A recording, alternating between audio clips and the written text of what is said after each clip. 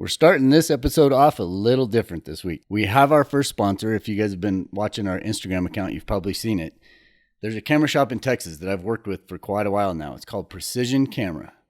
And I've worked with the sales manager, Mike Luxembourg, for, 15 years. And he started out here in Colorado at a little camera shop.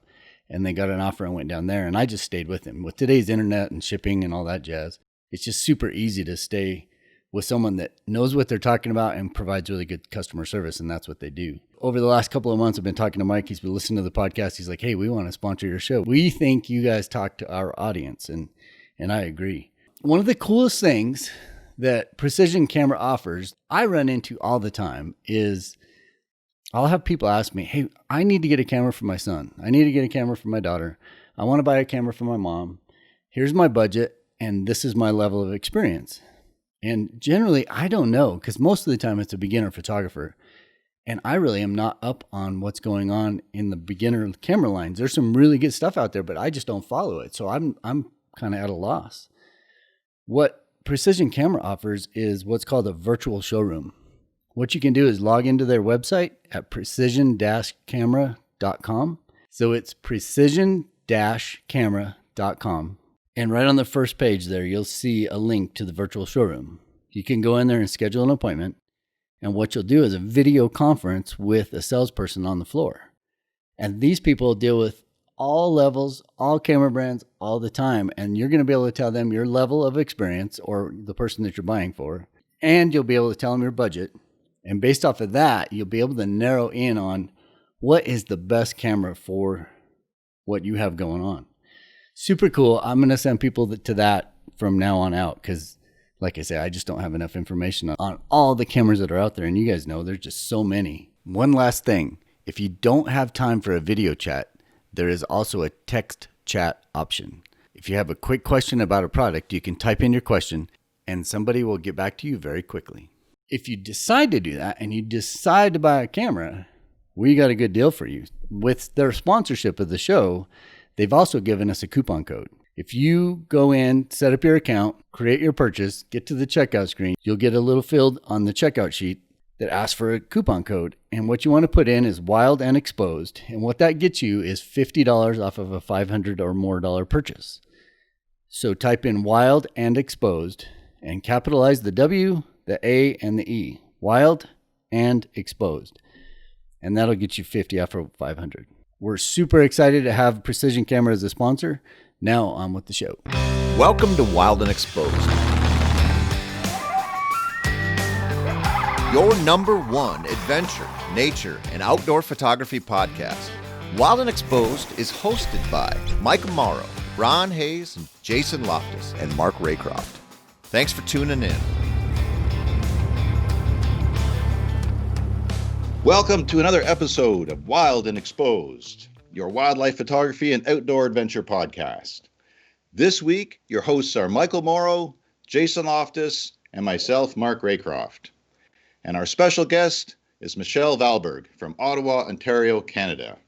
Michelle has been a professional photographer for 30 plus years, has traveled around the globe to many amazing destinations, including, sit down and get this, to the Arctic, an amazing landscape that I've always been drawn to 60 times. Can't wait to hear about some of those highlights. Michelle is a Nikon ambassador. Yay, we have some representation for Nikon, and we've had so much Canon on lately. I'm anxious and excited to hear about what's potentially brewing and to hear about some more information of the Nikon mirrorless cameras. She's also the first Canadian Geographic photographer in residence. She is a fellow of the Royal Canadian Geographic Society and the prestigious Explorers Club in New York City. And she's self-published several books. I believe there's a new one coming out, and has been in numerous national and international publications. Thank you, Michelle, for joining us today. Thanks for having me, Mark. It's great to be here and see you again, but slightly different place. Yes, we met in person for the first time a little over a year ago when we were allowed to get together at social events. We were at the inaugural Howell Wildlife Photography Convention held in Whitney, Ontario, on the doorstep of famed Algonquin Park. That was a fun weekend. Oh, thanks. So if people are listening to this on audio platforms, high five. Thanks for doing so. But, of course, as you all know by now, we have a YouTube channel. Check it out and look at Michelle's background. She has a coastal wolf on her shoulder, and it's eyeing my woodland caribou. Mm-hmm. Hope the caribou sticks around for the show. So what's new? I mean, it's been a year and a half. I have questions about wonderful destinations and projects you've worked on, and Nikon again. But how are you doing? I'm awesome considering everything that's going on, but our world has changed so drastically since October, and just trying to stay in the creative spirit and expand and reinvent and rejuvenate and do all the things you have to do as a photographer to survive in this world. So I'm sure you guys are all in the same boat, and you really have to. This great pause has given us a chance to reevaluate and dig deep, I guess, into our archives and maybe expand what it is that we're doing in photography or beyond. So it's been quite interesting for sure. And of course, we just released the new Nikon Mirrorless Z6 II. Sorry, we're in Canada. I was going to stop you. I'm like, you're going Z? That's okay. No. Well, I've been part of the US launch, right? And it was ingrained in us to say Z. I had to say Z to myself over and over and over again. And now it's really hard to go back to say Z. And I cross over into the States so much. So it's just like, I feel like I have to apologize, as Canadians do, to say, because I say Z. Oh, so we do it all the time. I mean, we've got to go that way. All my writing I do is color is COLOR. I mean, spelling and everything is the American way. So it makes more sense. It's a much bigger audience, and you want to, speak the language of that. So ZZ Top. It would never be right with ZZ Top. Right? It would never work. It would never work. Not in that case. So you've been using these cameras. I know one of the things when we met a year ago, October, the 500 millimeter PF lens was new then, and you brought it out to the bonfire after the talk, and it was something to hold and not steal that from you. And hearing your reviews of that were so glowing. Are you still loving that? I mean, it's tiny for a 500 millimeter. Absolutely. It's my go-to wildlife lens for sure. If I'm going out on my kayak, if I'm going out to hike, if I'm going out in Algonquin Park, wherever it is that I go, if mobility, like it's so sharp, it's so crisp, fast, and it allows me to walk around like hand holding a 500 millimeter. You can't beat it. Like it's just the phenomenal quality, but also with combined with the mirrorless camera. I mean, it's a whole different system compared to, the big D850 and the 200 to 500. I mean, it's a quarter of the size. And, I seem to go through, I really love zoom, and then I really love prime. And right now I'm fixed on the 500 millimeter. And if I can, and I'm able to take a tripod out with me, then I'll take out the 800 millimeter. But the other really interesting thing is that I've been using it in combination with a 2x extender. I don't know about you guys, if you're extender fans. Exactly, Mark. I'm so afraid of those. I know. Never. I don't use them. I know, but see the photo behind me, it was quite a distance away, and the wolves weren't coming in our direction at all. So I had the 800 millimeter, I had it on tripod, and it was our guide actually, who said, Tom goes, well, why don't you stick your 2x on? I'm like, well, you know what? I might as well, because at this point they're so far away. I need the reach, and I'll try it out. And I originally tried it with the Z6, and I was so impressed. I couldn't believe that I had not done this sooner. Like I don't know. It's not for everyone. I get it, but think of hand holding a 500 millimeter, now 1,000 millimeters. I'm hand holding 1,000 millimeters for my kayak or anywhere else that I go. But mostly, when I'm around here, I'm in my kayak. I mean, I'm shooting birds in places and getting these incredible close-ups or in the air. Like it's fully functional. It's unbelievable, the quality. And you can look on my Instagram and see where I usually say where I'm using the 2x extender with a prime, either the 500 or the 800, but it's given me amazing results. And again, like the mirrorless has, it's really transformed the way that I'm photographing. And I think they've made me a better photographer, both systems, both the Z6 and 7, and now the 6.2 and the 7.2, which I'm anxiously waiting for. I know that it started shipping, so I'm just waiting for mine to arrive. But it's just totally transformed my wildlife photography. And so when I saw you just over a year ago, it was like, look at this. Everybody was, yeah. I still can't believe the size of it. I've come very close to ordering one because there was a shortage in the summer. When I saw some inventory, I was like, okay, I've got to do that. But I'm still waiting on some more mirrorless confidence or enough of a jump from the 850. But there's definitely, and you're an ambassador, so I'm hoping for some rumors, but I understand if that's not possible, if there's things coming down the pipeline, But as far as the 500, a couple of quick things. When you have the 2x converter and it becomes 1,000 millimeter, I think at one point I read on your social media, which is fantastic, by the way, that you had said that one of the benefits, of course, is you can be further away from the subject at 1,000 millimeters. It's going to behave more naturally. And with mirrorless, no matter what brand, you've got the silence. And so you're not disturbing with the camera clicks of the mirror flopping around. So there's that benefit. So those are big thumbs up. One of the questions I have is when you actually do look on your editing monitor at the 1,000 millimeter version with the 2x converter and the 500, if it's a loon from your kayak, do you notice the difference? Can you visually see it? And is it just minimal enough that it's still fantastic? Or what's your summary of that? I think I would probably go with what you just said, minimal with zero, repercussions, or there's no what I'm getting as a result. And again, everybody's different, and I totally understand that. We all work very differently. We all have our own comfort levels and everything else. But for me, it's just been transformational. So I like to tell anyone, especially with smaller creatures, and you're coming up to a loon with a chick, or the raccoon family, or fox. I mean, the red fox on our lake, or you can't get anywhere close to them. They've actually allowed me the ability to actually photograph these creatures. So, without any disturbance, as you said, when you're able to watch the animals in their wildlife habitat doing exactly what they're doing without any interference from you, I mean, it just doesn't get any better than that.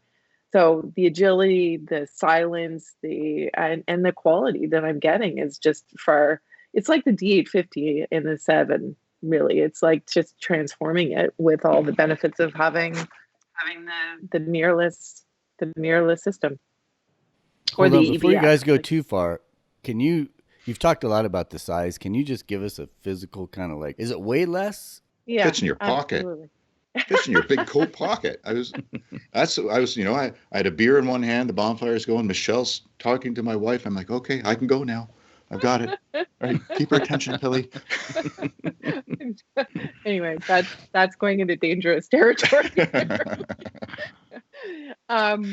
Yeah, it's about the size of the 70 to 200 when you think about it. Poundage wise, I don't know, is it 3.3 pounds? I don't know. So it probably weighs less than a 70 to 200 too, right? Because there's not as much glass in there, I would think.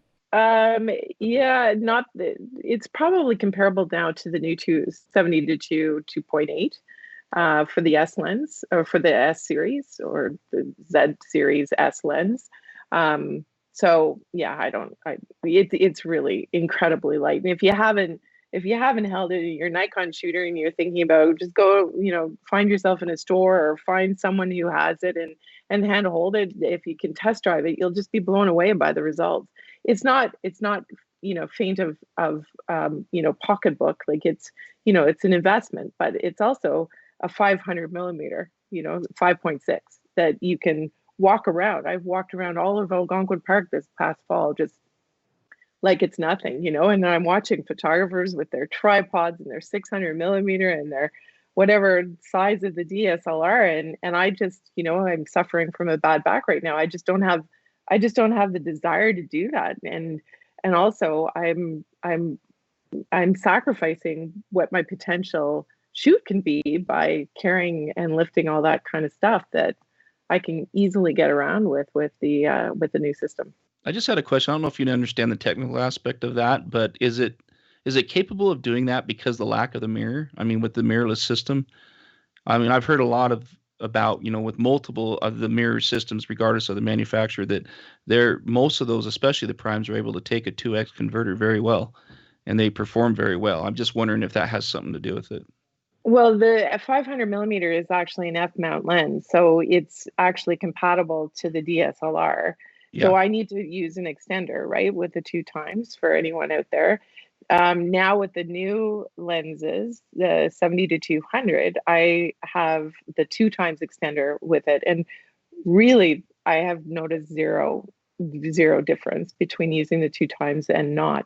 And likely due to the fact, because it is, this shorter flange distance and the capability of just, having more edge to edge sharpness, the opening of the camera is larger. I mean, there's just so much benefit. So, and I think also that you're combining a system that's mirrorless with a lens that's mirrorless, made for mirrorless cameras. So I think there is, but although, with that being said, anyone who isn't in the mirrorless system, for us with Nikon users, it's an FTZ adapter, and I've had zero issues at all with any functionality, any loss of detail by using the FTZ adapter with all my existing F lenses, which are the 500 and the 800. I'm anxiously waiting for the longer lenses to come out from Nikon. The 200 to 600 is supposed to be delivered in. Yeah. I see Mark going, oh. Yeah, good. Really? I hadn't heard that one. So this is news. Yeah. I think as we move into those lenses and those focal lengths, it's just going to really make a difference for everyone who's thinking about maybe going to mirrorless and moving into that direction. Although, as I said, there's no functionality loss or quality loss by using the f-mount lenses with the adapter, which is also the case for Canon as well. I mean, what's so great is that you have the investment, and everybody who's thinking about going to mirrorless is like, oh no, like I don't want to go and invest in new equipment, and I don't want to stretch my budget beyond, and it's obviously everything we invest in is exactly that. It's an investment. So if you're transitional, it works, and if you're bumping into the mirrorless, I mean, I've sold my D850, I've sold my D5. I know. I'm looking just right at Mark's face, like, why? That's one of my questions. I would. Yeah, that's insane. I love my 850 so much. It's. I know, but you know what, Jason? I was part of the launch in the U.S. August 2 years ago, August 2018, and I touched my D850 once since then, and every time I went away, I was like, bye, honey. I'm sorry, you're not coming on this trip. It's like, you're just going to stay on the shelf, and oh yes, you're going to collect more dust. And I was like, it's got to go to somebody who it can be with and be used. It's too good of a camera to not. But it's what works with you. And some people have picked up the mirrorless system and the EVF. I mean, it's not like you pick it up. It feels like a Nikon. It probably feels like a Canon. It probably feels like, the original camera DSLRs to most people, but it takes some time to readjust your brain, right? Michael, are you shooting mirrorless? I do. I shoot the R5. Yeah, so it does, right? It's a trend. Right. You're super, super new to the whole mirrorless world then. Yes. I like to remind my Canon friends, it's like, hello. You haven't been listening to me for the last 2.5 years. Some have. But yeah, you really do have to adjust your brain power, right? And how you're shooting. But, just to take advantage of all the opportunities that you have with mirrorless, and it's probably the EVF more so than anything, and possibly the focusing system that's just a little bit different. So you got to tell us a little more about this 200 to 600. I don't know anything about it. I don't know. I just saw it in the roadmap. I did a presentation with Hunts down in the States, and the sales rep said it's on the roadmap for 2021. Oh, wow. But who knows if that's January or December? I know nothing. But all I heard was 2 to 6, and I was like, "What?" Yeah. And I'm assuming that's the new S series for the Yeah, Z mount. Wow. yeah, yeah. Mm. And that's maybe, Jason, when you'll, when those comparables come out in focal length and stuff. What I would love to know is what would that 200 to 600 be like with the 2 times extender, right? Like what with the S with the S mount, like, yeah, because the 70 to 200, I didn't even bother with the 1.4. Like if we're, if I want anything on it, I'm gonna go for the 2, and I didn't even try the 1.4, and it's seamless. So I can only imagine walking around, right, with 1200 millimeter now. That's crazy. What? Fantastic. All Yeah. right. I'm really excited. I'm having a hard time not reaching for Google and researching right now. Well, hopefully I'm not wrong, but it was said in the live presentation that it's on the roadmap. So Nikon's coming out with a new 2 to 6. It's probably at the fastest going to be what, 5.6? Because we were talking about the 100 to 500. Jason is what, 7.1 at Yeah. 500? At the top end. 480 to 500 is 7.1. Yep. So I guess that's the only thing. But that's the sweet spot for all these new camera companies to come out with a zoom that gives you a huge range, a reasonable price, and good enough functionality now to work with faster ISOs, right? yeah, exactly. So I think my guess it would be 5.6 range, just because it's Nikon. That would be And awesome. stick with it. Stick 5.6 love all it. the way through, and on a 2 times converter, holds up file integrity. That would be awesome. It is exciting. Yeah, it is actually, right? It gets us all like we're all giddy, like, oh, it's amazing to think of what's down the line in the roadmap. It's fantastic. Well, I think that's the best thing about the 2 to 5 that you guys all used for such a long time is the constant 5.6, right? Still do. Yep. It's on the 850. Yeah. For that price point too. Oh, and that's the thing. I mean, the integrity of the housing of the more expensive lenses, there's some justification for increased cost, but the fact that you can buy 3 or 4 of these if necessary in that same budget, and the glass is fantastic in the 2 to 5. But for me, I'm just so impatient to have in my hands a mirrorless system that I can do video with, even if it's short segments, handheld, when those rare opportunities come up. If I'm in with 2 bull moose and something's happening, instead of doing stills, too much cover, for instance, to get a good still image, we can do video. To do that handheld, I can't do it well. With the GoPro, not so safe. So, Mark, honestly, I'll tell you, like for capturing those moments on video, you're just going to go, why? That is the another aspect of the mirrorless, just being able to switch off and be in video mode. And now with the 7.2 and 6.2, there's no if you're shooting stills and it's still buffering, you switch it off and it goes immediately to video, and away you go. For those moments, it's just like, okay, I got that on still, or it's just not good enough. You want, there's sequences that you want on video, and boom, it's just like right there. And you're hand holding, and you have the image stabilization. I mean, that, right? We can go on and on. We can speak about mirrorless for 2 hours, right? That's fine. This is a photography podcast. I know. I want the dirt. But the stabilization, and then you're hand holding, say if we go back to 1,000 millimeters, and I put a 2 times crop on it, now I'm at 1,500 millimeters, and I'm hand holding it, doing video, and you're stable. And YouTube's happy as can be with it, right? It works. It works. Yeah. And you look like your caribou is.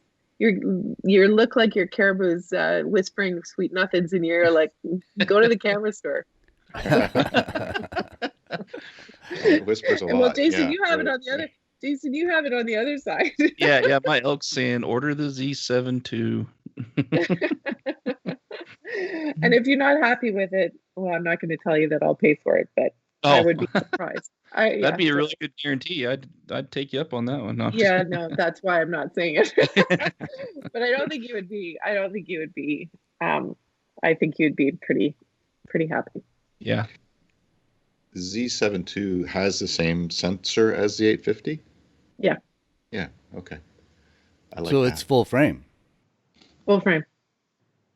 Yeah, both of the 6 and 7 are, and the 5. Well, it's good that I we're could just- doing this podcast because we've hammered Canon so much information on Canon for so long. It's good to hear. I mean, all these camera companies are pretty freaking awesome right now, right? Everybody's Exactly. producing good stuff. So it's good to know that everybody's just kind of keeping up. And what you said Yeah. earlier, Mark, kills me because, you know, you think back 10, 15 years ago, what you had you used for 3 or 4 or 5 or 6 years. Now we're all so impatient because you're just like, oh, if I just had that, I could Yeah. stay a mile away and get a shot of a blah, blah, blah or whatever. So, I mean, it's kind of, it's fun, but it's stressful. But at least that we're will there. change the game. Like yeah, it'll change the game. But also, like we were talking about, that Canon comes out with something, Nikon's going to come out next, and it's this game back and forth now. At least we have the game going again. Like Yeah. at least we're in the right field, and the next levels, it's mind blowing to even imagine what's coming out next. I can't Yeah. even imagine. Yeah, well, that healthy competition is what gives us all this cool stuff to play with. So it's pretty neat. Yeah, exactly. Yeah. Exactly. And the other thing we talked about the other day was it gives us a reason to keep shooting wildlife too. Remember back in the day when everybody's like, well, and I think we talked about this just recently, but a bear is a bear is a bear, right? When everybody's shooting on slide film or everybody was shooting on low resolution digital cameras, how many bear pictures do we need? But now, as these resolutions keep getting bigger and better, we need more pictures. We need more video. We need more 4K. We need more 6K. We need more 8K. So it just gives us a reason to be out there continuing to shoot more than what we already have. I think all of us would be shooting anyway. We're also shooting in situations that we were never able to shoot in before. So the opportunities are just extending far into like the early morning hour. I mean, you're shooting at 4,000 ISO, hand holding 1,000 millimeters, if you just want to say that again, at a 60th of a second at f11. Like what? We're shooting in numbers that we never were even capable of just even a couple of years ago. So I think that image bank is going to just continue extending because we're creating images in light and situations that we never did before. Yep. For Well sure. said. And distance and silence that Yeah. will make so many opportunities last longer or even Exactly. possible that weren't before. Yeah. And that's just in the past couple of years of technological change. So it's super Yeah. exciting. And I'm behind the curve on not having it, but I've just been waiting for the magic combo, and it sounds like it's getting close for Well, what I'm. here's the deal with that, Mark. I mean, it's COVID, right? We can't travel. You are like sitting kind of pretty right now. You haven't spent any money. Thank you. You're sitting, that. you're working on the computer. You're doing all your stuff. You're saving your money. And then when the right combo's out there, you can just jump on it. It keeps changing, but that's part of the idea. I mean, this year, with the limited travel compared to every other year, it's a year that I don't mind waiting a bit longer and working with what I have. And I am happy with the 850 on the 2-5, but being well aware of the size difference and all of the benefits of the mirrorless technology, I'm there. I'm just haven't been convinced of the perfect thing for me yet. And I am a stickler because, again, having personally been with Nikon for my whole career and been happy with the product throughout, I'm just hoping that the next game changer for them is the one that puts it together for me and I can stay in that system. I'm sure will be. So, Michelle, you have traveled the world to so many amazing places. New Zealand was one I got to experience last year and fell in love with, but you have been to the Arctic a few times. We'll get back to that. To the Kutsumatine, to the Great Bear Rainforest, to Churchill, to Wapusk National Park, to Africa, to Tanzania, Uganda, South Africa, Kenya, to Antarctica, South Georgia, the Falkland Islands. I'm running out of breath. To do coastal sea wolves in Canada. You've been on Canadian Arctic expeditions, Japan. You do so much around home too, which is refreshing, given that you traveled the globe to so many great places and you still find thrills in your own backyard as a professional wildlife photographer. Is fantastic for our audience because we all can focus on that, especially this year. But before getting into 60 times to the Arctic. Oh, high five. I love the North. I'm always drawn to the North. What if you could pick one of your most memorable photographic experiences would you tell us about from any of these destinations? Um, I think probably it's a quick decision for me because it just happened in February before the pandemic. And it was a dream come true for me to go to Africa and to visit the gorillas. And with so many years under your belt, you think you got it, right? Where you're feeling pretty confident, and I've photographed a lot, and this probably had to be one of the hardest experiences that I've ever had. And I don't know if you guys have gone to the gorillas. Many people have said, and it was one question always was, if there's somewhere you would want to go, where it would be always the gorillas. And so this past February, I went to Tanzania, had a small group there. My husband and son came, which is great. Ben is 16, so for him to see Africa was our dream come true. And then I went on with another partial group from Tanzania, and a few others joined us to Uganda. And probably physically, it wasn't my back at that point. It was the fact that I actually get altitude sickness. I don't get seasickness, but I get altitude sickness. And we were starting at 6,500 feet. So had to battle a whole lot of elements like physicality. I mean, I was really, really sick. And nothing was really working. It was, a 3-hour trek up to close to 10,000 feet. So I'm battling, all that, even though I had a porter. Thankfully, he was carrying my camera equipment. And as we were going through, it wasn't raining, and I had put on my lens coat, just being prepared, and I had brought 2 cameras, and the porter carries those for you, which is really great. But I had taken off my lens coat, and I was figuring that I would probably be using the 70 to 200 based on the range that we thought we would get to in contact with them. And it was probably, I had asked a number of people and photographers what that would look like. And so the 70 to 200, I took my lens coat off because I figured, it wasn't raining, and I hate, most of us do, rainy covers and stuff. So, but as we got into the rainforest deeper and deeper and deeper and closer, every time we got in range of the gorillas, they seemed to move off, and it was pouring rain at this point. So, very difficult trek, and scary at times, especially when you've got, especially when you have, these small little paths with straight down. The porter was amazing. He would always take your hand. Anyway, I'm making this story long. So we got to the gorilla family, and the guy turns around and he says, "Okay, you have an hour." And immediately, and we didn't even know that we were close to the gorillas. It was pouring rain and everything. And then the thunder happened, and then the torrential downpour. It wasn't just raining anymore. So now it's torrential downpour. Well, my camera is in my backpack on my porter, and it's now torrential downpour. And I had put my rain cover over top, but everyone dispersed, right? And it was like, what am I going to do here? I've got to get my camera out, get the lens coat on to even start shooting in the dark, basically. And, it just not being prepared. And we're all in these situations. I mean, we're not perfect, right? I mean, we're just going to get ourselves in these crazy situations that you just have waited for your entire life. And then I'm terrified of thunderstorms. So I thought this was kind of ironic that I sound like a wimp, but anyway, I don't know what happened in my life to not like storms, but now I've got the thunder, I've got torrential downpour, and it wasn't my girlfriend, who wasn't a photographer, saw my struggle, and she came over and she just held the raincoat over top of the backpack that was on my porter, and I was able to pull out my camera and configure. But I mean, I think I eventually would have lost that camera, which I did. It was an at this point because it was just completely drenched. But I've got my people, and then my guests that were with me, and everyone was struggling with the rain and slipping and this time restraint. You only have an hour, and the gorillas were spread out. We had a blackback that was acting for us and building his bed, and he was farting and picking his nose, which entertained us.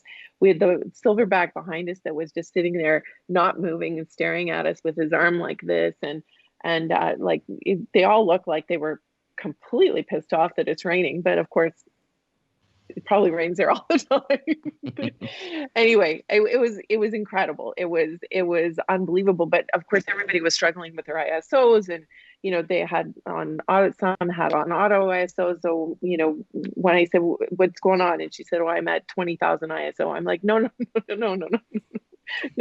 So I'm trying to create, and I'm trying to help people, and I'm sick, and oh my God, it was crazy. It was crazy. And that hour was like a blink, right? It was a blink and it was gone.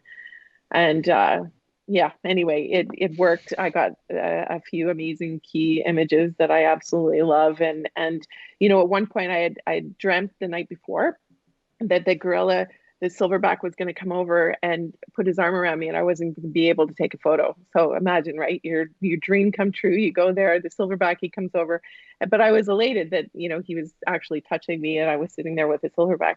So when the blackback finished farting and picking his nose, he got up and he walked directly towards us, and I was like, "This is it. This is it.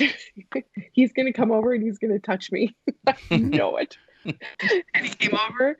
He walked right by me, like a foot right beside me, past my other group, and then went right up to my girlfriend, who had helped me with the rain cover, and she was filming, and she didn't turn when he passed her, and he just went up and just knocked her, just pushed her in the middle of her back, and she was just like, what?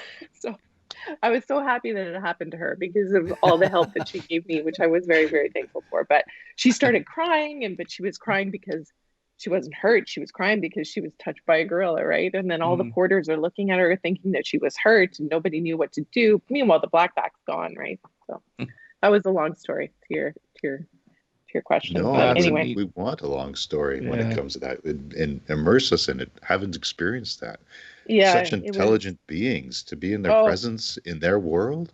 Yeah, and I know you guys have felt it with all your incredible work, and when an animal looks at you in the eyes, right, and you can put your camera down and you just take that moment, that second, whatever it is, and it's far beyond photography for all of us, I think, that have that an unbelievable, beautiful connection with an animal. So it was definitely far more than the photography, but I was glad that I at least had a few images to walk away with. Well, I like the story because of it just shows it's not always perfect. There's always something. There's always storms or dust or bugs or something that you're dealing with. And if you can deal with that, the physical strengths, and get good pictures, that's the story. That's the stuff you remember. Mm-hmm. Exactly. And I think when you struggle, right, or that you have that adversity, or you worked really, really hard to get that image, and what it took to get that image, that's why it's so easy to say that story, just because it just happened, but also, because it just meant so much that I was able to create under all those crazy situations. Or circumstances, I guess I should say. The challenges, we've talked about it before, but when you have an experience like that, and it's a very challenging experience, and you get photos from it, just echoing what you just said, it makes it all that much more sweeter. So what a neat story. Yeah, I can just sit and think about it for a minute. I don't even need to talk. Just imagine being there. I mean, that's what the cameras to me are, a tool to allow us to have these incredible experiences and opportunities, and it's a great tool to share the visuals with other people in different ways afterwards. But for us, to me, the most moving thing is being there with whatever species it is. And that sounds like, unfortunately, your discomfort of being sick that day in the rain, but yeah, just to be in their presence would be a life-changing moment. The toughest thing has got to be the hour. Just knowing that you have 60 minutes to try to pull off, how long does it take to get this incredible shot? We were talking earlier about spending a month with one species, and you're lucky to get 1, 2, 3 really just epic shots, but 60 minutes. Yeah. And No not pressure. 60 minutes and 1 second. Like, it's 60 minutes. And you're restrained, you have a limitation as far as how close you can get. And then you have all the trees and the branches, and then you have the rain, and then you're oh, don't forget, you're fogging up at the same time. And at one point I had to take my lens off to clean the inside of my lens because I couldn't, it completely fogged up from the inside. So like there were just, the elements just kept growing and growing and growing, and then you've got to think so quickly. So, and then take care, making sure that everybody else is okay, that they're able to capture something as well. They've gone a long distance, but once the lenses started to fog, then it became, take out the cell phone for many of them. And it became that, because they were just so, and then you lose the experience, right? Because you're imagine the disappointment, right? That you're there to create an image and then you can't. I mean, it's awful. So, but thankfully for our cell phones, that's where, oh, well, I can get something. Don't feel like a wimp either, because I'm not a fan of lightning. I love storms, but lightning freaks me out. Yeah. So. Thank you, Jason. Thank Absolutely. you. Mm-hmm. I'm in that boat. That's why I like Alaska. You just don't get that much lightning up there. You get it, but not like we do in Colorado. And, Colorado, it's a force to be reckoned with. You just don't mess around with that stuff. Thanks, guys. While you were talking, I had to go to your website and look at some of these gorilla images. So anybody listening, you got to go check them out. You have a little section on there called Africa, and it's just got a ton of images in there, and there's several really cool images of those gorillas. And so when we were talking about video, so when he was making his bed, he was lying on his back and just, rubbing, not that I can do the motion very well, but he was rubbing, and then he would get up, and then literally he would pick his nose, he would eat it, and then he would fart. Stop. I mean, you can't. That's all off podcast. We don't do that.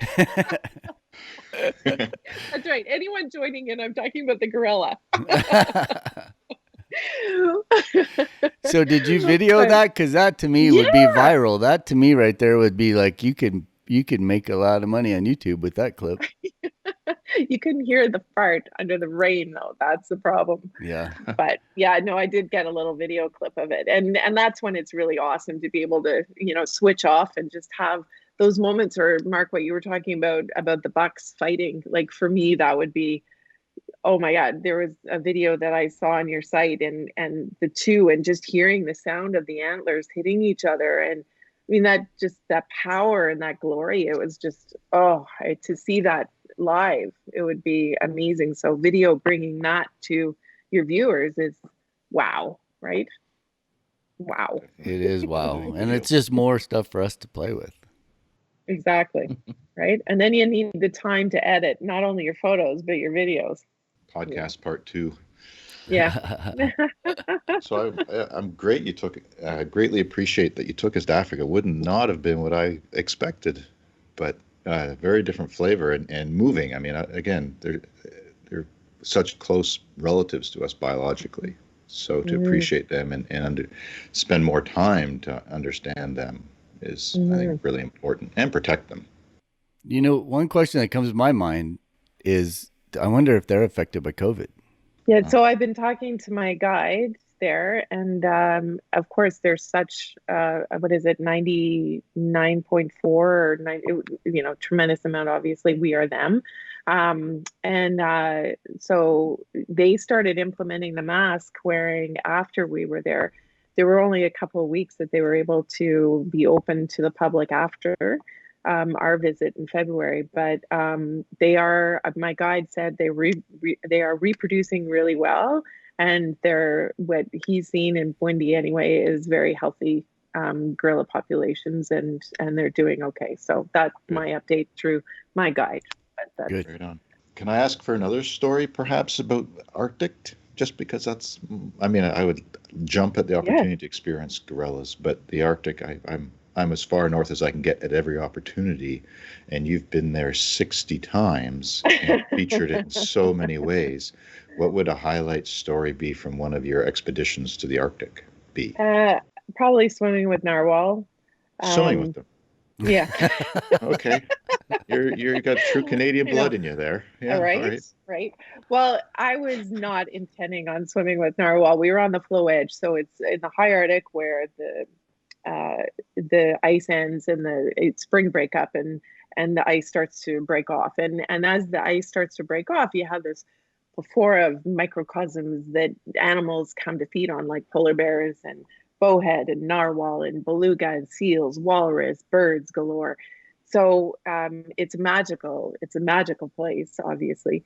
Um, and we were there to see it all. And we would spend days just sitting, waiting for animals to come to us. And it's very different than us chasing all the time, right? We're going into places and walking and going to the animals, whereas this is a place that you can sit and wait for them to come to you, which it's not a small place by any means, but if you position yourself in the right way and you have the right guides, and you could possibly have some incredible activity in front of you. And the guys that I was with, there were only 4 of us, so the 3 of them were all underwater guys, and they were there to swim with the narwhal. And I thought they were absolutely out of their minds. I mean, who swims with who in their right mind would jump into the sea with the sea ice and sea water and Arctic Ocean, and swim with whales that have tusks? Like, what who would do that?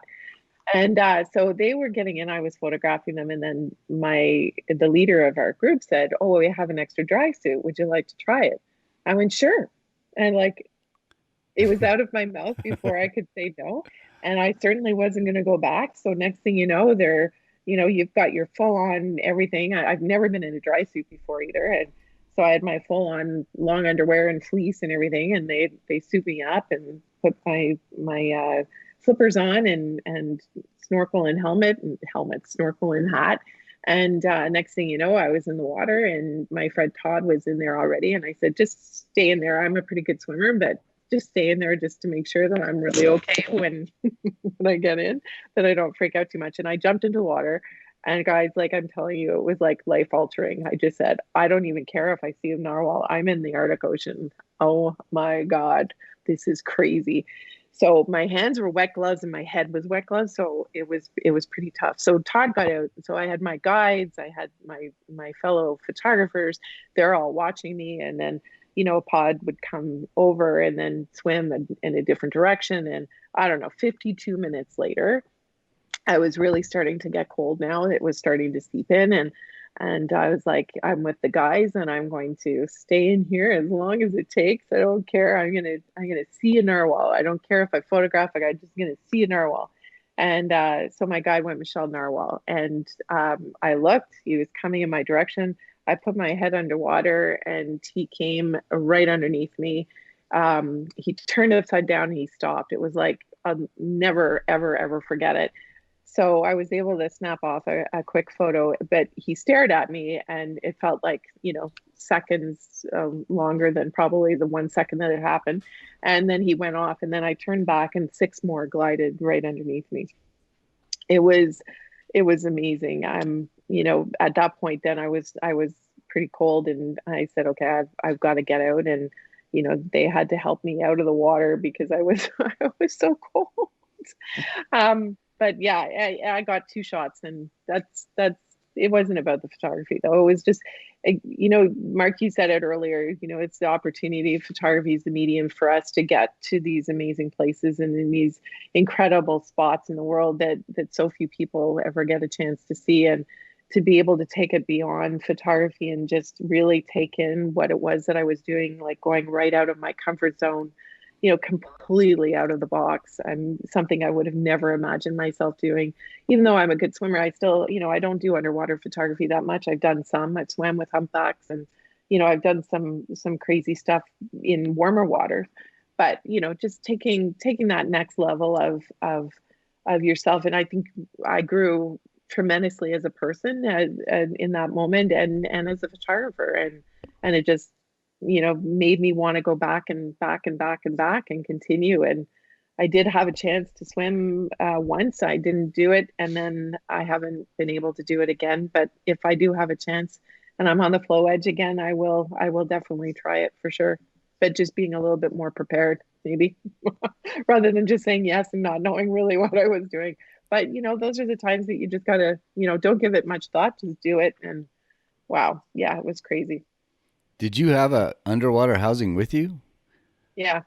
Yeah. So I brought it with the intention that maybe I would be putting it on, because you're lying on the ice Right. edge. And I thought maybe I would be putting it, I brought the gloves and everything. I thought I would be just holding it under the water, but I never really thought that I was prepared, and I wasn't prepared to jump in. But I mean, I had the people and the safety in place for me to do it. And I felt comfortable enough that I knew that I was in good hands. So Can I give a correction? I just want to say, I mean, first of all, that to say yes, absolutely, and that's the thrill when we go into unknown territory for ourselves and come away with such a life experience.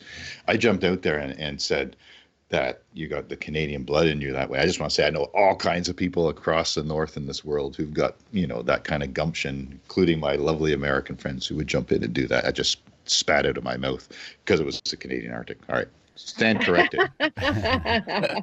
You crazy fellas would do the same thing. Yes, I know they both would in a heartbeat. Absolutely. Wow. So you have, I saw on your post on Instagram today. Can you tell us about that project? Arctic Kaleidoscope? Yeah.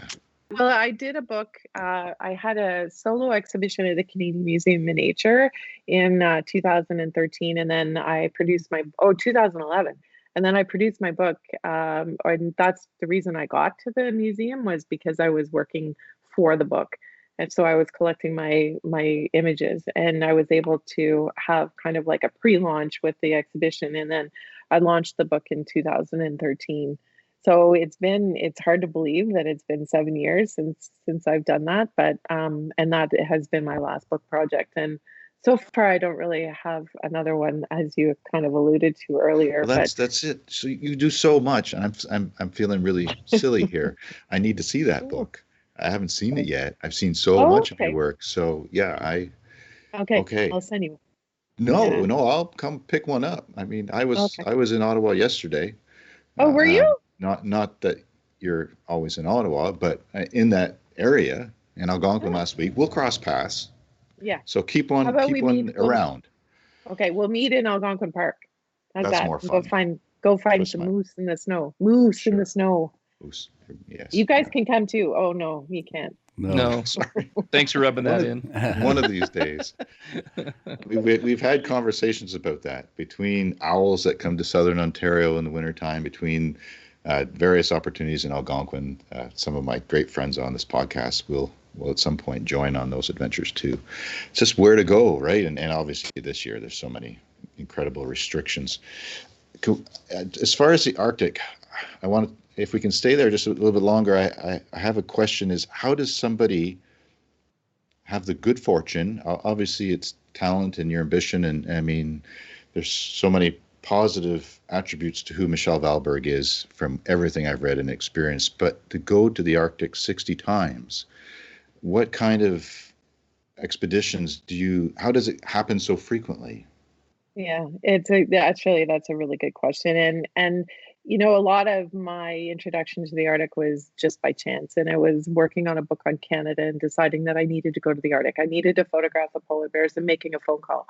And after making that phone call, the timing was right with Nunavut Tourism, with Adventure Canada, and with Above and Beyond magazine. So, right there, it facilitated my costs in getting there, which, you're going to the Arctic, you're going to Canada's Arctic. It's an investment. There's no doubt. I mean, this was a $10,000 trip that I was able to get covered by producing work and working for a company and writing a story.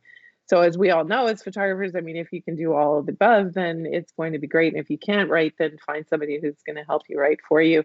And, you're much more marketable. And it just so happened that they had the budget and they had the need for photography. And so that started my relationship with all the above. And then I was able to translate that into working for Adventure Canada as a resource photographer. And that means going on a ship and being the photographer on staff. So you're teaching people, your guests, about photography while you're able to experience this amazing part of the world that it would be very difficult to get to if you don't have $20,000 plus dollars. And then in that, I decided that I wanted to give back to the Arctic after my first experience there. And I created a not-for-profit called Project North. And Project North delivers hockey equipment and soccer equipment, or, a number of different things, including shields now, and a few other investments that we've made in helping the youth primarily in Canada's Arctic. So it has nothing to do with photography. This not-for-profit that has now delivered over $1 million in hockey equipment to over 30 Inuit communities. So it's just taking it beyond photography, giving back, and then creating opportunity as well, because then that has brought me back with the Stanley Cup and Scotiabank. This is a long story in itself, Project North, and Canadian North became a sponsor of mine for my book, so that helped me with the flights to get to these places. But Project North has taken me back to a lot of Inuit communities that I wouldn't have had the opportunity to go to. So hockey greats like Lenny McDonald and Mark Napier and Natalie Spooner and even Marty McSorley and John LeClaire. I don't know if I know Mark is, you know who they are. But in addition to not only bringing up these hockey greats, we brought up the Stanley Cup. So my not-for-profit, I work as a resource photographer. I create trips as well. I have created a couple of trips that have taken us to the flow edge. So I bring people, and and that's translated into 60 times. Does that all make sense? It makes a lot of sense. Do you have a favorite go-to logical spot, or do you it like, I just got so many more to go to, you need to do another 60? Oh yeah, like I could keep. I mean, this is the first year that I've not gone to the polar bears and not seen the Arctic in 14 years, which I'm still a newbie compared to a lot of photographers out there that have specialized in the Arctic. But it's so vast, it's so crazy big and hard to get to, and there are a lot of places that I would still love to explore. And I now work as well with Abercrombie and Kent, and you go from Greenland, you cross the Davis Strait, and then you go all the way through the Northwest Passage, and then around Northwest Territories and Yukon, and you end in Nome, Alaska, actually. So imagine, I mean, that's a 3-week venture, and it's just magic from beginning to end, from the ice to the communities that you get to visit and the people you get to meet, to the incredible landscape, and then polar bears, pod of thousands of beluga, narwhal, bowhead, or, their last trip, bowhead were breaching for like 15 minutes. And it's incredibly marvelous. But yeah, and I get to go as a photographer. So how great is that? It's pretty awesome. Dreamy. And the people photography that you do too is amazing. When you look at a lot of those native pictures that I saw on your website, both thanks. in Africa and in the Arctic.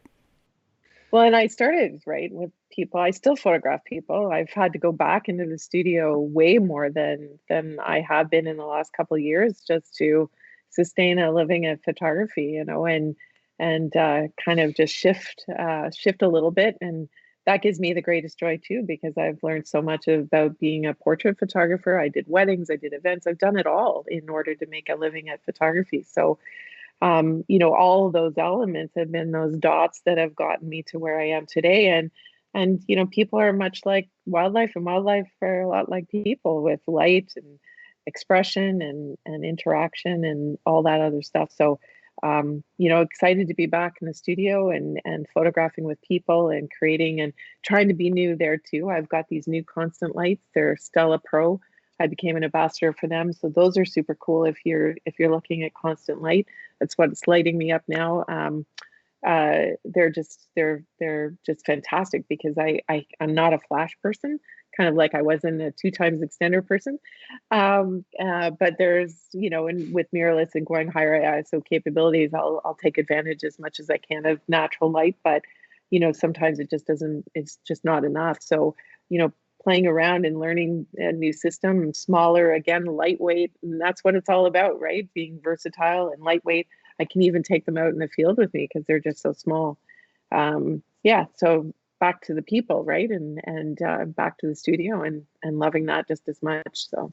Well, on that note, you're doing an incredible series right now, the Planet Hope series, the black and white portraiture of people living through COVID. And telling that story. It's getting a lot of media attention, and rightly so. Well, and I don't know, how were you guys? Like when you were just, you're just told you can't do anything. You can't leave your house. You can't go anywhere. This is what we do. This is what makes our blood travel. Love to travel. Yeah, and out in the wild, I mean, it just, when you're told that this is all taken away from you, I was supposed to be back in Africa, Iceland, Greenland, Norway, and I know you guys are all the same.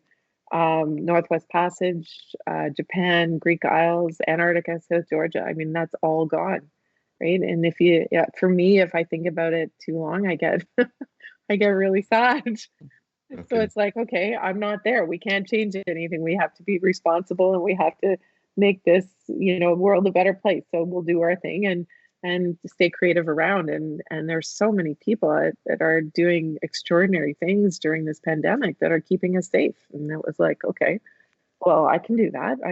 I think we need to tell their stories. And as visual storytellers, that's what I felt compelled to do. Your versatility is marvelous. So, I mean, I'm just segueing in my mind back to wildlife because it's Wild and Exposed podcast, but I do appreciate so much of what you do photographically and the talent, and you pull from such a great variety of perspective that way, far beyond what I do. I mean, I love big antlered animals, and I have my niche.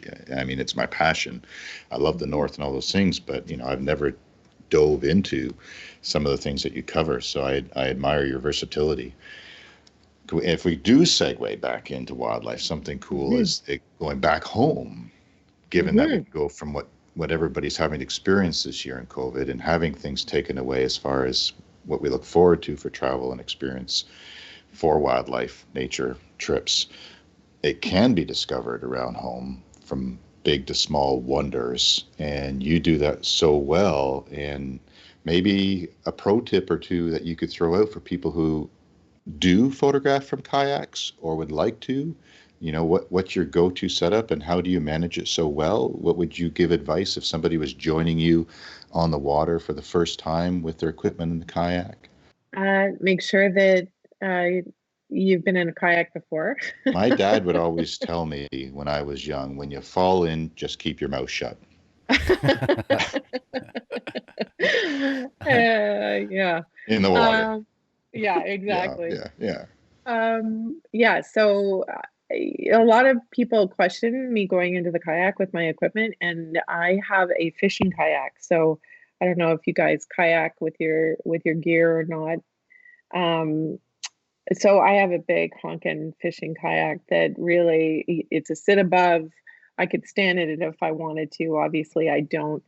So I feel very, very comfortable, and I certainly don't go out in crazy weather. So at 4:30 in the morning or 5 o'clock in the morning on a summer day on the lake, it's not often that you find that the water is rough anyway. So pretty calm, usually mirrored kind of water. And what I just love is being in this like stealth mode, that you've got the mirrorless camera and you've got, I have oh my goodness, I've lost a camouflage. Whoa. I've been talking too long. The camouflage, and anyway, and just again, just outside of it being photography driven, that I'm out there at that time of the morning. I mean, it's just, you're the only one out there, and you're hearing every sound, every bird, every kind of natural sound that you can. It's just nothing better. And yeah, just staying. I have a dry bag, but I keep my cameras out of the dry bag because if they're in the dry bag, chances are I'm going to lose the shot of the eagles fighting in the air, or the red fox running along the side, or the loon feeding, or whatever it is, right? Swans? What So about your swan photo yeah, that everybody loves? yeah, the swans are pretty amazing. That's with my friend on his lake, and they're not on my lake. Anyway, yeah, same So thing kayak. though. Kayak, absolutely, fishing kayak, and they're.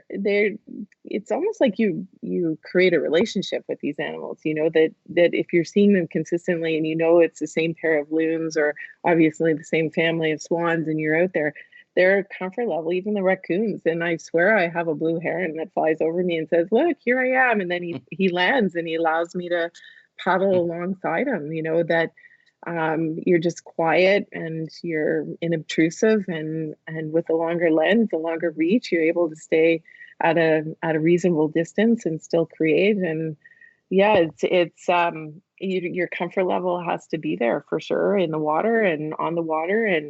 And I know every time I go out there, I take a chance that one of my cameras might not come back, but I'm pretty confident that I'm not going to let that happen, because it's just, that would be reckless. But anything can happen. It's not like I'm going to have a narwhal come up and bump my kayak.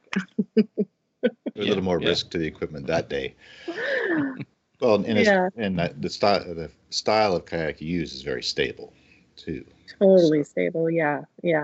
And I have the towel, and But it's all handheld out of the kayak then? You haven't MacGyvered in some kind of tripod system? And nowadays it's probably not necessary, but 5 years ago would have been. Yeah, I did. And with the fishing kayak, you're able to actually have your tripod positioned with I've taken the 800 millimeter out, which is when it's a 20,000 lens. It becomes a little bit more worrisome, obviously, especially when you're starting to add into the mix, the tripod. But I've also MacGyvered a little system that I can put on the front of the kayak, that especially on foggy mornings, or the loons are with their chicks, and you can get some pretty cool video footage from the front of the kayak. So I've MacGyvered a little system that way, and then I control it through Snapbridge. Do you use Snapbridge at all? Do you guys? No. No. What is that? Yeah. There's your pro tip right there. Yeah, Snapbridge is your phone app that controls your camera, so you can actually do remote photography from your camera. So what would that allow you? What would that allow you to coordinate? So the camera you're using, so the Nikon Z6 or 7 is Bluetoothing to your phone through this app, but can you change composition and settings? Yes, you can. But you can do it with the D850 as well. Okay. So, if you're in your this is amateur hour from Wild and Exposed here. This just came out, Michelle, right? Is this another fumble on my part today? No, sorry. It is getting better though. You may have not heard much about it, just because it was an app that got better and better and better. So you can obviously download all your images. So if you're out in the field and you connect through Bluetooth your phone to your camera, then you can download some key images that maybe that's what you want to post to Instagram instead of like a cell phone image, right? And you can do all your editing and such, and you can do different file sizes, that sort of thing, even raw. And then there's a remote version. So I'm in my kayak. I'm holding up my phone. I don't know if you can tell that, but I'm holding up my phone. My camera is at the front of the kayak, and then I'm turning it on and off and setting it to record. So, because obviously I can't move to the front of the kayak to get it on. Or I was in a buggy and the wind was, up in Churchill, the wind was flipping in at, minus 50. And the bears weren't doing very much, but I didn't want to take my system down, so I just sat down below my camera in the not blowing wind inside the window, And then I just sat there and I waited for the bear to do something. And then I was like, oh, good. It's moving. Click. So can you control your focus too just by touching the screen? So you're basically seeing Yeah. that viewfinder, right? So then you can Yeah. just tap where you want it to focus and then. Yep. All right. Snap. Okay. Mark Say the has name of left that the app building. one more time. Snapbridge. Snapbridge. I don't know if Canon has anything like that. Oh, is that a Nikon software or is that a? Yeah. Touche. Oh. So it's not like a generic program that would work with any camera. That is an actual Nikon piece of software. It's a Nikon. Yeah. Mm-hmm. Oh, that's cool. Well, see, I think we talked about that on a podcast earlier too. Actually, I think it's going to be a future podcast, but I really feel like the future of photography is going to be a lot of the remote camera stuff. Just because you eliminate your person out of the equation, if you can just have a camera sitting out in a certain spot and you can be a certain distance away, you may get a little bit different behavior than what we can get when we're behind the camera. Totally. Mm-hmm. That's Yeah. Or if you have to save yourself from the cold or Right. the rain or whatever. Yeah. You don't have the ability to turn the camera, unfortunately, but certainly if you're, if your position and the timing's right, it could be totally beneficial. Or starting and stopping, like with, you don't want to be running your camera for your entire kayak ride, but you might want to do it a little bit, and then you can do stills or video too. Well, and I think the cool thing on a kayak is you can adjust the shot just by moving the kayak, right? That just gives you a little bit of flexibility. It's not like being stuck in a tundra buggy where you are where you are. You can shift that front end of the kayak over and recompose and all while pretty holding sweet. your phone. Yeah. and the kayak paddle. Eat piece of cake. Before too long they're gonna have those goggles. Yeah. What is it? The Oculus goggles, and you're just gonna be able to look at wherever you want it to focus, and then The camera. wiggle your nose, and it'll take a picture. Yep. That's the next version of Nikon right there. Well, I was just gonna go download Snapbridge, but obviously there's no reason since it doesn't work with Canon. No reason. Too bad. Oh, that's. Well, you still have a Nikon body or two, or are they all gone? No, I have some, yeah, but it's older. I don't think it would work. Right. Yeah. So is this technology, this app, primarily for the mirrorless? Oh, you said it would work on the 850. Yeah. It will. Okay. Yeah. All right. Cool. I'll download it and play with it so that I'll be ready for the next time I'm allowed to go on a trip and need it. Yeah. Yeah. So it's been exciting to hear about the Nikon potential equipment, the 2 to 6, what those specs will be like. I'll be glued to the news reels, rumors, and the Nikon Z6 and 7 II. So that's where I'm at. I'm kind of stuck in the mud a little bit, wondering if the Nikon Z7 II is enough for me to make the switch from the 850. Given the same sensor, that's good. And there's so many attributes that I like about the mirrorless technology. Or do I wait for the rumored Z9 coming out potentially this year? Who knows what that looks like, right? That's like Michael said, things are changing so quickly. Yeah, in a way, I look good for sitting back and saving money, but things are moving on. And I don't feel like the 850 has dated me yet, but there are opportunities where mirrorless would be beneficial. When do you jump in? The Z7 II might warrant the time to jump in, like R5 for Canon users, or the new Sony for Sony camera users and lens owners. Or if it's only going to be 8 months, and I hope we're not dealing with COVID 8 months from now in the same way we are now, but there's certain restrictions we have. Do we wait and see what a Z9 is? When do you jump in? And so that's in conclusion for Nikon. I'm excited to hear about this lens technology because the 500 definitely is on my radar. But if there's a zoom, I've lived in that world for years now and love just like so many other things about these mirrorless cameras, the silent, the potential reach with the converter. A zoom lens, allows me to move less in the field around an animal and let it, and therefore it behaves more naturally and comfortably. Whereas a prime, sometimes I have to shuffle forward or back unless I'm just willing to accept the composition at hand.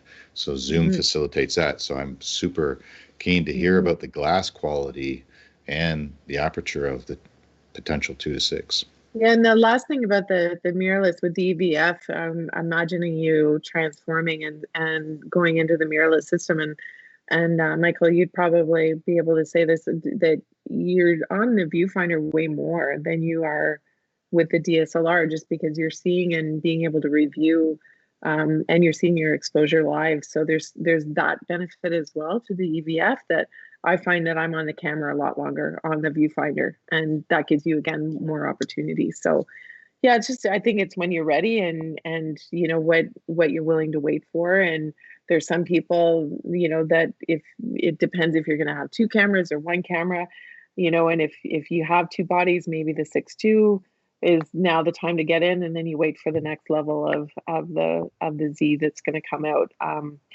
That would, yeah, it's a hard one, just because you're jumping into a new system, right? For those who have the 6 and the 7, would they transform to a 2 and a of both? I wouldn't necessarily go sure, but when you're transforming right from the get-go, it's a tough one to know when, but you'll jump when you're ready.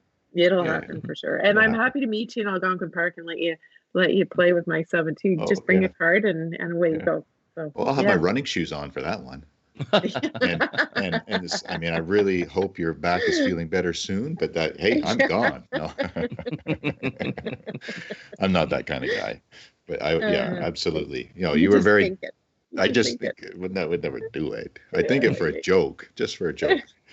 But you were very generous even at the Howell convention, and mentioned that at that time you were willing to let people use it and just see what it would be like with the 500 PF. I mean, again, such a small, compact, powerful, incredible glass lens. So yeah, it's just a matter of choice, and the technology is changing so rapidly. At some point you just decide it's time to change, but there's certainly enough benefits. And when we did a podcast 2 years ago, and it was Fuji mirrorless cameras, I think, and that was when my mind was blown for the first time with the idea of what you see is what you get on the back of the camera. So the EVF, it's worth mentioning with all the other things that benefits mirrorless. So exciting times for all kinds of advances, but it's just a commitment, because you hope to buy a setup that is enough of a game changer you're content with it for at least a couple of years as a professional, 2 or 3. And I always have 2 bodies. You have to. These trips are too meaningful and expensive to ever take one camera body. So that could be a justification. The 850 will stay in the bag and be there. But it's just a matter of choosing when the right time is. And hopefully the technology stays prevalent for 2 or 3 years after the investment. That's where my head's at. Michael, when you went to the R5, are you still on DSLR, or did you go full on mirrorless? It was that same question. It's like, do you do it or not? And I used it. What was it? I mean, we did a podcast about it. I think I used it for a week, and I basically bought another one. So I'm full on mirrorless. I actually came back and sold every DSLR I have. As if I wouldn't even listen to that from Michael, right? Who is this guy stuck in the mud here? But that's the thing. Like, I don't think you're, thinking that you're going to be D850 in the bag and 7 over here, or whatever the next mirrorless is for you. And Jason, though, no, you're not in mirrorless yet. Yes, with the R5, but not on the Nikon side. Right. Yeah. Do you not find it a mind-blowing thing to go back and forth? Absolutely. It does mess with me for sure, especially shooting 2 systems.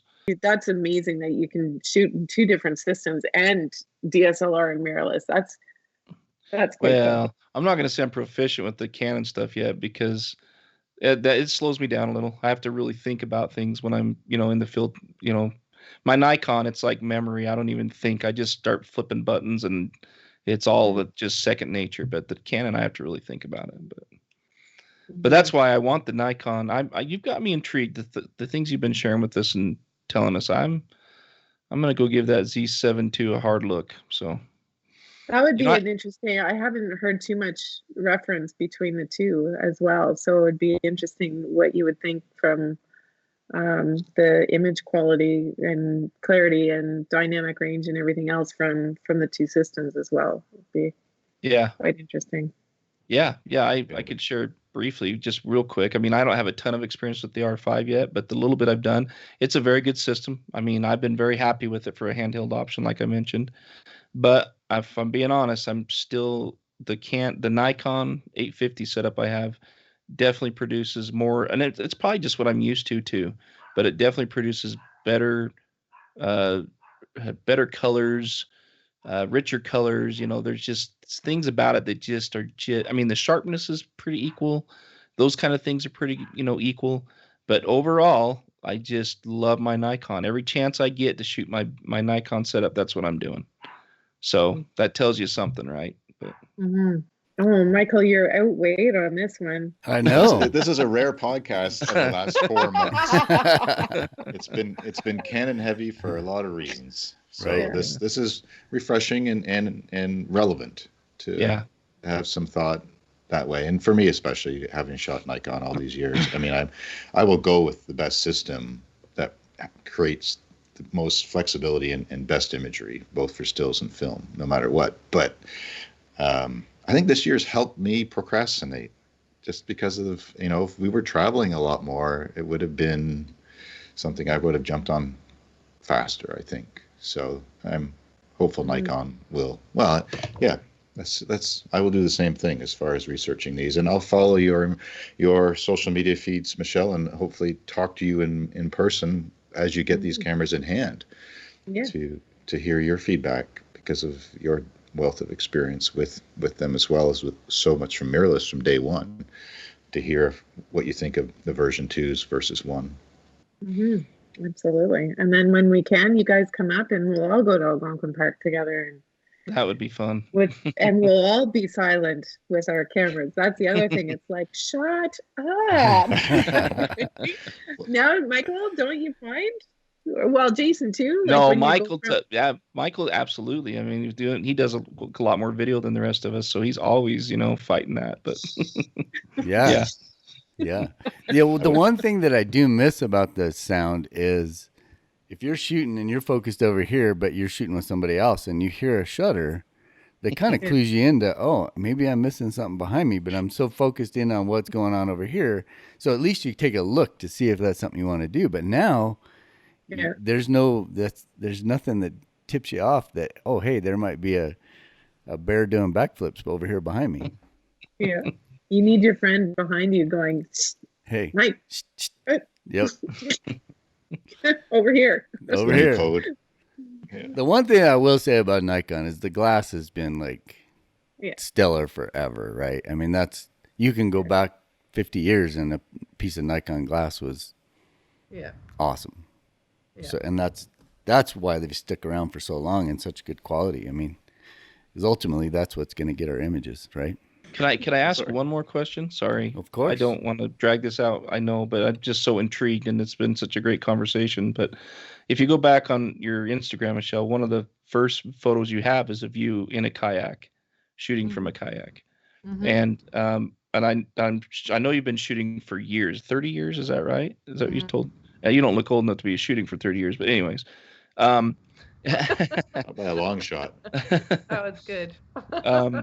But could you maybe just briefly tell us what got you into photography to begin with? I'm always curious about where people come from, and it's always different. So I'm just curious to hear what got you into photography. I really wanted to be a golf pro.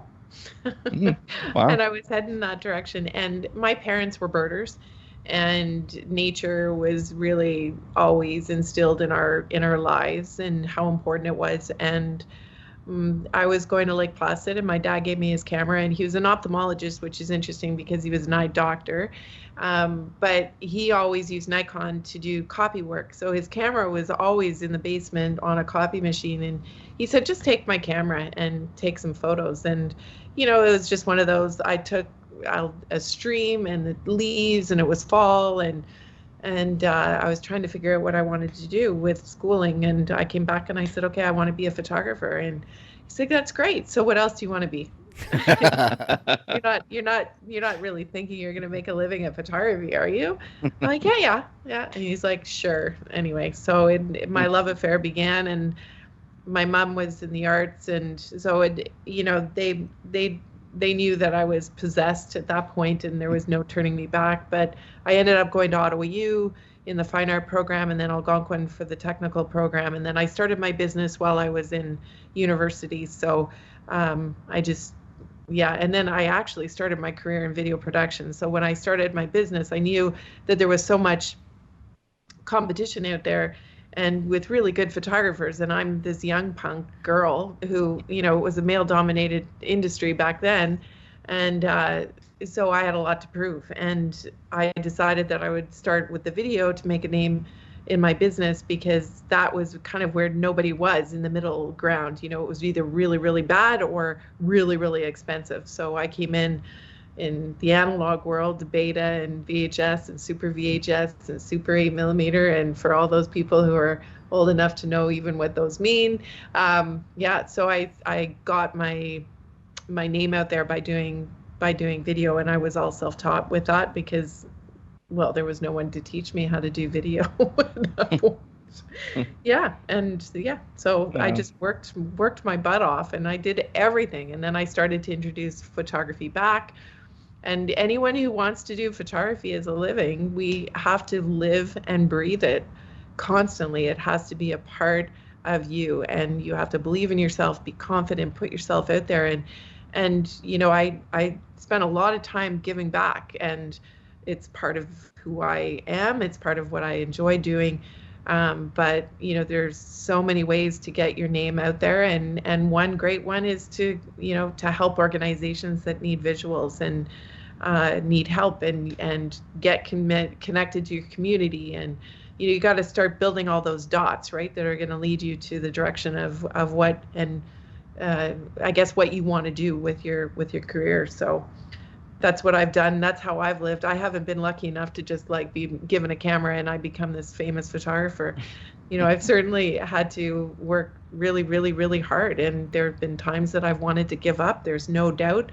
There's times, in 2008 in particular, and 2009, those tough years that I didn't know how I was going to make it. I had employees, I had studios, I had it all. And my goodness, there were times that I would just cry myself to sleep, not knowing how I was going to make it through the next day. But I don't know, it's like you guys, it's just photography is in my every part of my being. And it's so incredibly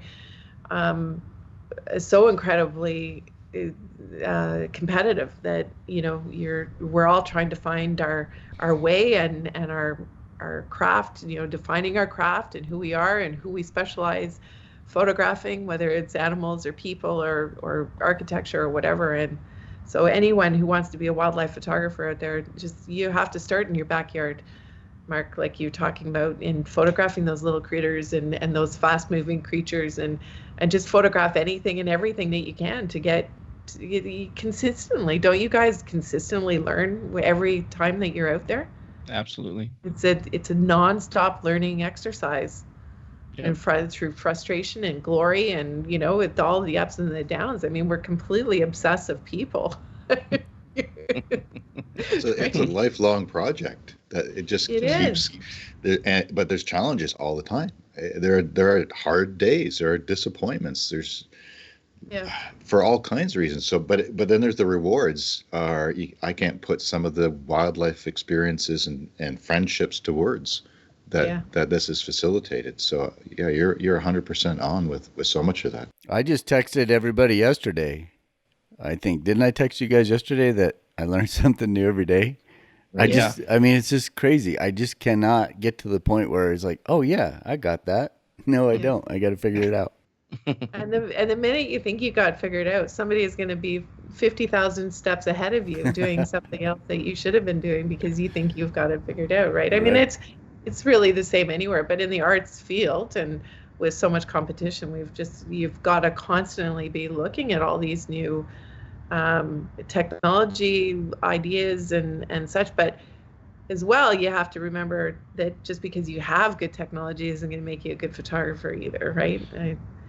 So how many times do you say that? Well, what's the focus system like? Or how am I going to take better pictures of birds in flight? And, how many times, well, it's like, well, how much do you photograph? And like, I know you guys were talking about one of your podcasts about, some people are only able to do photography 2 trips a year or plan, a limited amount of time because they're doing their other job, or, they're saving people's lives doing, amazing things with medicine or whatever it is that they have. And, they just can't step into the role because they have a good camera and think that they're going to create these amazing shots right? Like, yeah. Thank you for that. That's a neat story of how you began. You knew early on that you wanted to be a photographer. That's neat. Yeah, I'm lucky, I feel, right? And I'm lucky that I had the support of my family as well to, back me up, because it wasn't a choice profession by any means, especially back in the film days. And then it became always about what I could do for other people, and I wanted to employ people. I wanted to give other girls the opportunity. And at one point we were doing 115 weddings in a year, if you can imagine. And wow. On top of it, it was everything else that I had going on. So it was a different kind of wildlife then. Still fun. It certainly, it prepares you, right, for It's a lot of spontaneity. Your fast trigger, fast thinking, manage time, everything, like all those elements that goes into being a wedding photographer, you use on a daily basis when you're out there in the field with wildlife too. It's a different kind of wildlife. Well, and maybe not as many cranky people. Well, we're not, as much as we want to come away with magical imagery, we're not accountable. It's only on us. So there's more pressure on a wedding photographer. If I fail that afternoon for whatever reason, my mistake, I fuddled something, the camera didn't work, I just have to live with that. So it's not the pressure of this magical one day where there's this list of must-have images. So in many ways, I hold that in high respect. But I mean, the fun of it is just, I guess we don't have to work wildlife like you do have to work people, and have that upbeat and keep it so positive that people are just brimming for the camera, right? So there's all those, there's some differences, but in a way, wildlife photography, it's got its challenges, the spontaneity, being fast to capture that moment. But if we miss it, it's just something personally I have to deal with. There's nobody I have to say, I'm sorry, I didn't get that shot of you tossing that bouquet. Can you do it again tomorrow afternoon at the same time? But you also have far more control when you're photographing a wedding or portraits or in the studio, then you're completely out of control with nature and wildlife, right? Which is a thrill.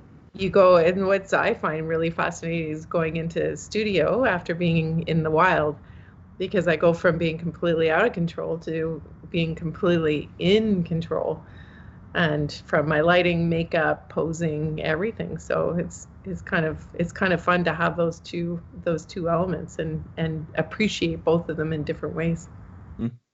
Well, I think I've said on the podcast a couple of times where photographing wildlife is a really good thought process or a teaching skill. It's something that you can learn because you have to get that moment. You just have to. And then that translates into weddings, because you'll get that moment that is a fleeting, expression or whatever. Or with sports. I do a lot of sports, and I have to capture that moment. And I've gotten so used to doing it in the wildlife thing, because you can't do it again. And same with the game, a sports game. You can't say, oh, you know what? I missed that. Can you throw that ball again? Or can you make that shot again? Can you score that touchdown again? Yeah. Go back. Just once. Yeah. So I think wildlife's a great place to start. There's a quote on Michelle's website. Michelle will tell you that photographing wildlife is gritty, real, harsh, terrifying, and achingly beautiful. I like that. Good I like summary. that a lot. I like your website too. It's really elegant. It's awesome. So anybody listening, you got to go check it out. There's just tons of images, and then just tons of content. Even got some videos and a blog and all kinds of stuff up there. Well, it's a work in progress, right? That's the other thing. It's, as photographers, you're the doer of all, right? You're the creator, the producer, the post processor, the deliverer, the website designer, social media activist, blah blah blah. Like you're just constantly in many different aspects to generate the output that you need to be seen, right? So Yep. yeah, my goal is over the holidays to update that. More photo Algonquin Park. Right. Yeah, there's the thing. Yeah. The weather's beautiful. Last week was phenomenal up there with the fresh snow. We had Yeah. nothing here, and up there was winter wonderland. And we only went for a day, but so grateful we did. Yeah. So yeah, there are times you just have to go. Yeah, and your images were awful of the moose with the snow, and I mean they were just awful, Mark. I didn't have any envy or jealousy at all looking at those images at all. And what a waste of time, you know. Phenomenal images. Thank you very much for saying so. But it wasn't the most challenging photo shoot, but I was glad that I went for the experience. And Pilly got her first cross-country skiing of the year for a few hours. I dropped her off. She got the one. She was on my social media, the moose tracks she was following while she was skiing. It was just a wonderful place to be. Mm-hmm. She didn't want me trying to keep up with her. And I was off looking for moose in other places, but it was a fun day. Rarely regret spending a day in the wild, wherever it might be. Something happens. And whatever it will bring you, right? I guess that's one of the differences with wildlife or nature photography. We don't know. It's that unknown, magical moment or moments of that day that we could never have predicted. You don't know what you'll see or when or what the angle or light will provide, and come away with something unexpected. So thank you so much for joining us today and giving us a window into your world and telling us some of the stories of your adventures from your career. It's been a blast. I talked a lot, so but it is a podcast.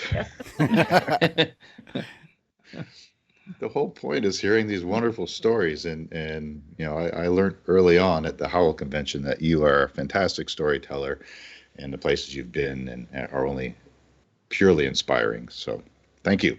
Well, thanks. Can I give a shameless plug for a scarf project I'm working on? Because these scarves are by a company called Canada in Focus, and there features 7 Canadian women Nikon ambassadors. Well, no, not everyone's an ambassador, but they're Nikon women pro photographers. And these scarves are made out of recycled plastic, which is super cool. And they're beautiful. And they're all fundraisers for different charities. And they're absolutely, you probably can't see it because of anyway, they're on my website, but they're really quite something and beautiful. I know with my background, I think it's showing that it's pretty funny, but anyway, one is from it just fades in and out.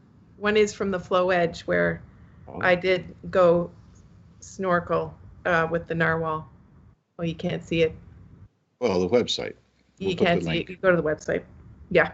Anyway, it's a super cool little project that made out of recycled plastic, but they're beautiful and soft and raises money for conservation charities, and they're pretty beautiful to wear too. So if you're looking for a gift, all right, you know where to find it. so yeah, it'll be in our show notes on today's podcast page, and people will want to go there just to see the images that you've put up from the stories that you've relayed today as well. So we encourage everybody to look there, but it's michellevalberg.com, where they can also find that page for the scarves, right? Yeah. And check them out. For letting me say that. Anything, absolutely. What a worthwhile project and cause. Anything that recycles plastic is good right out of the gate. And yeah, I'm glad you brought it up. Thanks. Are there any others we can do for you? No, all right. Okay. No, we'll leave it at that. The scarves. How many different ones are there, did you say? I have 3 scarves, and so Melissa Grew, who is supposed to speak at Howell this year, right. She has a couple, and Amy Vitale, who you guys have to know who Amy Vitale is.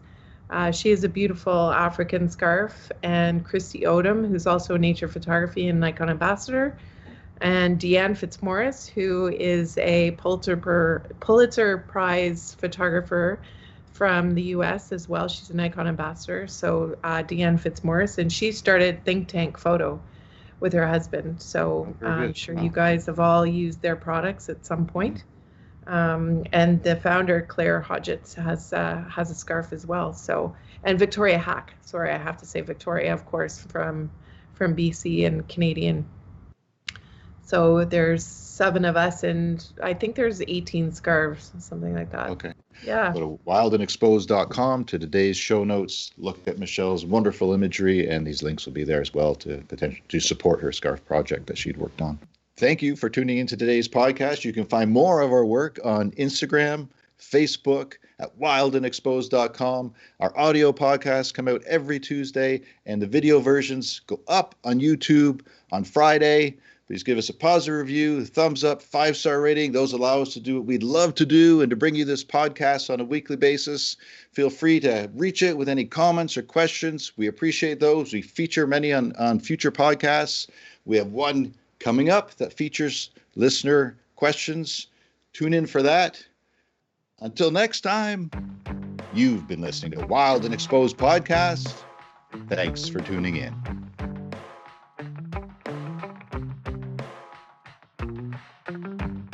We got our windows down, driving down the 405, sing along to the radio. We're gonna make it someday, nothing's gonna get in our way. We will be the biggest band in town.